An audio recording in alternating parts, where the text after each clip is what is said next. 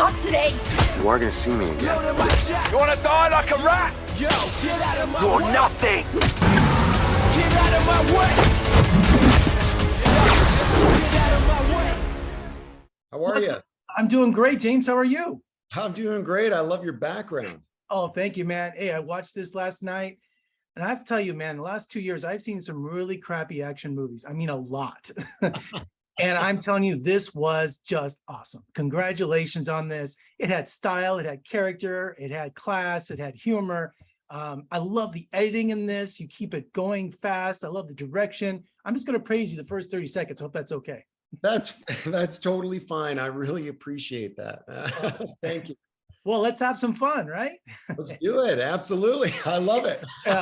I love the opening junkyard shot, and that was all in one shot. Did you storyboard that whole sequence for all the fights during that? Because you couldn't do that randomly, could you?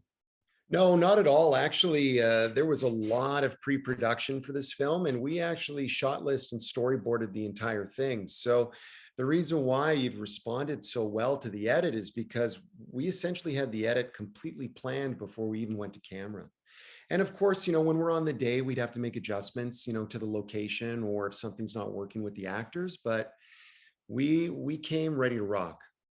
And where did you find that junkyard to shoot that? Because I noticed a lot of your action sequences in the movie, it's like almost you find the location, then kind of shoot around that. Yeah, well, we found that it's a junkyard in Vancouver, British Columbia, and it was a total lucky draw. We had been seeing a whole bunch of different junkyards. They were all too small, or they just didn't have enough character. And when we walked into this one, we were like, oh, we're going to be able to blow something up here. It's got enough space. There's not a lot of people around, so let's do it. And Christopher Cross, man, he's perfect for a car chase, isn't he? He is. I've always been such a big fan of Christopher Cross and, music of all of that era. So when I suggested it, to the team and I played it for them, they were just like, oh my God, do you think we can get it? And I was like, fingers crossed, man. Let's ride like the wind. And also, you're also the director, but you played the thief in the movie. And I love how in the beginning of the film, in the junkyard chase scene, that the thief, he's not a killer. I mean, you notice that people are getting blown away left and right. He shoots to hurt them or damage them, or he just walks away. So right away, we know what kind of person he is. Oh, absolutely. And, for every aspect of this film, I was very mindful about the character introductions. And that's why I'm such a huge fan of like Spielberg. I find that he introduces his characters in such a charming and specific visual way every single time. And because, with an action film, you only have so much, time and basically screen real estate to get the point across. I wanted to make sure right away that you knew that we were following our protagonist and that this person had a heart, but a little bit more of an edge too. Yeah, and thank you for bringing it in an hour and a half. I mean, sometimes these things go on so long. It was just perfect, just a good run time.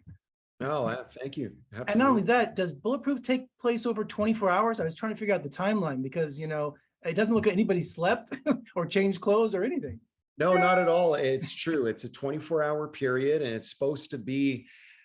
The reason for that, and the reason even for not knowing the thief's name, is I really wanted audiences to have a very immediate visceral experience, like they were there, and not give them a chance to breathe in any way, which is why, like referencing that opening shot, it very much feels like you're getting dropped in, whether it's a slingshot or a roller coaster, and it's nonstop right till the end.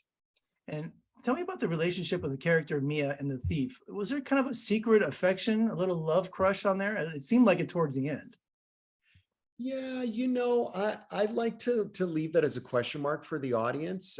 I didn't, for me personally, I didn't feel it was necessary for it to be a romantic relationship. I really always saw the story as these two people learned to respect each other. So there was love there.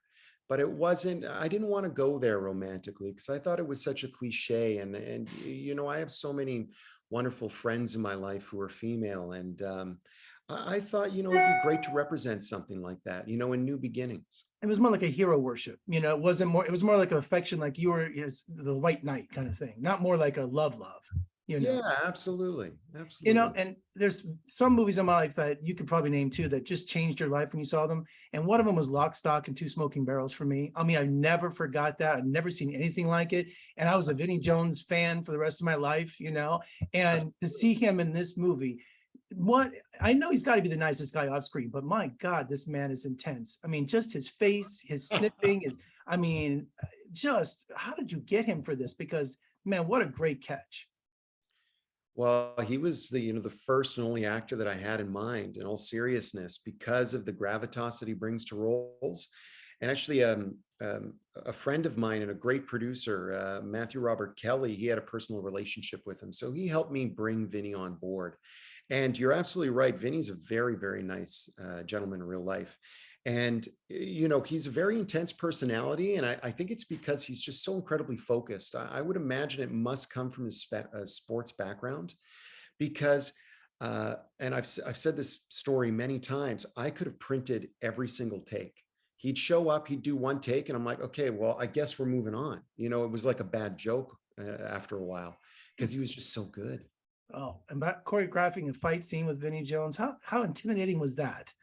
It was very intimidating because he was busting my chops through the whole filming of that. Because I'll tell you one little mini story. I was doing a lot of push-ups in between takes just to get my adrenaline up, and he started chirping at me in between takes, I guess, to get at me. And he was calling me the Minute Man, which I didn't know what that meant, but apparently it's a workout guy from the UK. So he was chirping at me, and then we do the takes, and it was spot on, and it was just.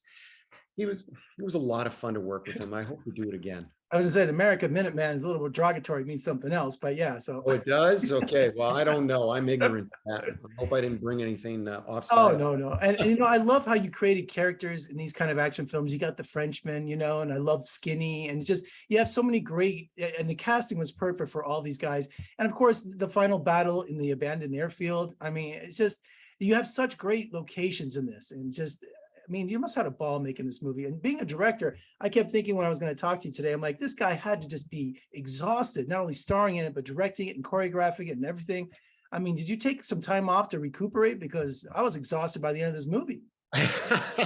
It was such a joy to do it. And I felt so blessed. I know it sounds corny, but I just felt blessed for the opportunity to be able to do it.